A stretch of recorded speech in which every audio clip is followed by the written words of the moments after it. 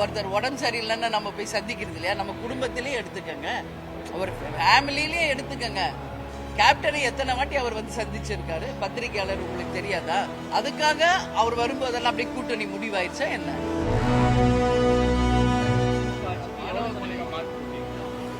இது ஒண்ணு எக்ஸாமா என்ன?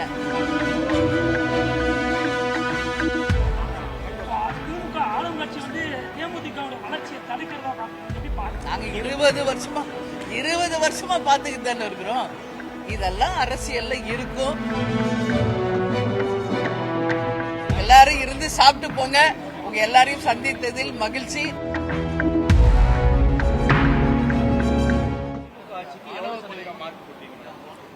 இது ஒண்ணு எக்ஸாமா என்ன? அண்ணா சொல்ல சரி அப்படின்னா 50-50 வச்சுக்கோங்க. நிறை குறை சமமா இருக்குன்றல, அப்ப 50-50 வச்சுக்கோங்க.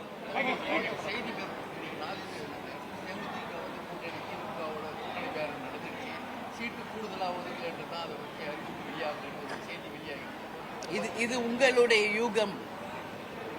உங்களுடைய யூகங்களுக்கு நான் எப்படி பதில் சொல்ல முடியும்? இப்ப ஒருத்தர் உடம்பு சரியில்லைன்னா நம்ம போய் சந்திக்கிறது இல்லையா? நம்ம குடும்பத்திலேயே எடுத்துக்கங்க, ஒரு ஃபேமிலியிலேயே எடுத்துக்கங்க. கேப்டனை எத்தனை வாட்டி அவர் வந்து சந்திச்சிருக்காரு, பத்திரிகையாளர் உங்களுக்கு தெரியாதா? அதுக்காக அவர் வரும்போதெல்லாம் அப்படியே கூட்டணி முடிவாயிருச்சா என்ன? அப்படி கிடையாதுங்க. அது வேற இது வேறங்க.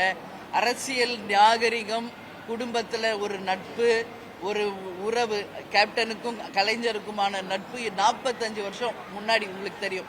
அவர் தலைமையில இருந்து மேரேஜ் நடந்தது. அதனால ஒருத்தரை போய் உடம்பு முடியலன்னா போய் விசாரிக்கிறது எப்படி கூட்டணி முடிவாயிடுச்சுன்னு சொல்றீங்க? அதெல்லாம் ஒண்ணுமே கிடையாது. அப்படி இருந்தா உங்களை அழைத்து நாங்களே சொல்றோம். நான் தெளிவா இருக்கேன். இப்போதைக்கு எங்க கட்சியினுடைய வளர்ச்சியை மட்டுமே போக்கஸ் பண்றோம். உரிய நேரம் வரும்போது யாருடன் கூட்டணி என்பதை பத்திரிகையாளர்களாக உங்களை அழைத்து சொல்லுவோம். காவல்துறை வந்து வரவேற்புக்கு வந்து தொண்டர்களுக்கு அனுமதி கொடுக்கணும். திமுக ஆளுங்கட்சி வந்து தேமுதிகவுடைய வளர்ச்சியை தடுக்கிறதா பாக்குறீங்க, எப்படி பாக்குறீங்க? நாங்க 20 வருஷமா பாத்துக்கிட்டு தானே இருக்கிறோம். இன்னைக்கு நேத்தா பார்த்துன்னு இருக்கிறோம். எதிர்நீச்சல் போட்டே சவால்களை சந்தித்து தான் இந்த கட்சி வளர்ந்துருக்கு. சரிங்களா? நான் போன இடத்துல எல்லாம் முந்தா நேரத்துல கரண்ட் கட்டு, இதெல்லாம் கேப்டன் இருந்த காலத்துல இருந்து நாங்க பாத்துக்கிட்டு இருக்கோம். அதனாலதான் எங்க வண்டியிலேயே லைட்டு, எங்க வண்டியிலேயே மைக்கோட செட்டப்போட தான் நாங்க போறோம். இதெல்லாம் அரசியல்ல இருக்கும்.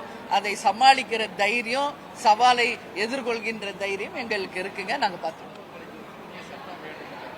எதுங்க? கண்டிப்பா வேணும். இல்ல, இதுக்கு மெயின் என்ன தெரியுமா? அந்த ஜாதி வெறி தான். இந்த ஆணவ கொலைகளுக்கு பேஸ் எதுன்னு பார்த்தா ஜாதி. எத்தனை பெரியார்களும் எத்தனை பாரதியார்களும் வந்து எவ்வளவோ சொன்னாலும் அந்த ஜாதி வெறி என்பது இங்கு எங்குமே மறையல. அந்த ஜாதியினுடைய வன்மம் தான் இன்னைக்கு கொலை வரைக்கும் போகுது. அதனால இது வந்து ஒரு தனிநபருடைய விஷயமோ ஒரு ஆட்சியாளர்களுடைய விஷயமோ இல்லை. ஒட்டுமொத்த மக்களின் மனநிலையே மாறினாதான் இது வந்து மாறும். கேப்டன் வந்து பெரிய அண்ணால சொல்லி இருப்பாரு, எல்லாரும் ஒன்னா இணைங்க, அப்பதான் இந்த ஜாதின்றதே ஒன்னா இல்லாம இருக்கும்னு எவ்வளவோ கேப்டனும் எவ்வளவோ சொல்லியிருக்காரு. ஸோ இது ஒவ்வொரு தனி நபரும் மாற வேண்டிய ஒரு விஷயம். சாதி வரியை நம்ம சொல்றோம்.